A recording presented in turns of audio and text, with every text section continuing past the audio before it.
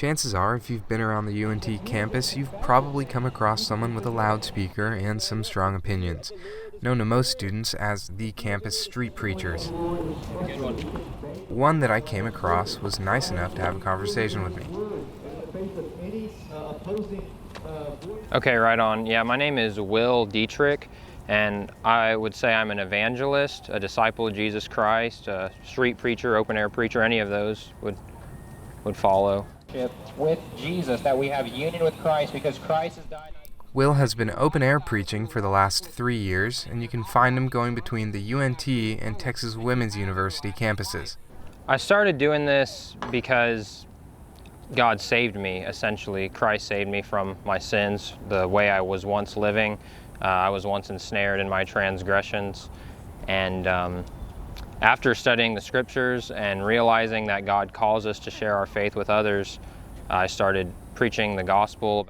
With the support of his church, Will is now able to preach full-time, allowing him to spread what he calls the good news. So the reason why I come out here is because this is the means by which people can be saved, that people can actually come to know God based on the good news of what Jesus Christ did on the cross. But I go to a church called Grace Life Dallas right now, and they fund me a little bit to do this as well. So about $500 a month. It's not everything that I need, but I have other people who are donating to me. But he wasn't always religious, and growing up, his struggle with drugs led him to realize he wanted to change.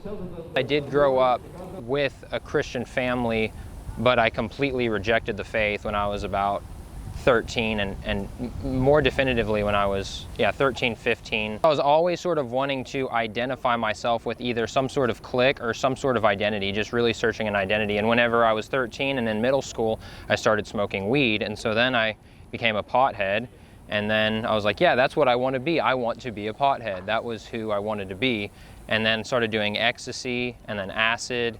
And later on down the road when I was about 19, and I started doing coke. So after a while, I realized I needed help, and I knew that it was only through Christ that I was going to be saved, but I was completely powerless to change, completely powerless to do anything different. It's his idea that God has now forgiven him that pushes him to continue spreading the gospel, what he thinks saved his life.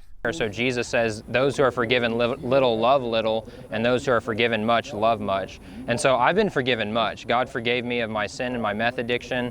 I mean, I could just list the sins that I've committed in my life, and just the fact that God has forgiven me of those sins, that sort of keeps me going, reminding myself who I once was and who I am now. Truth is not in us.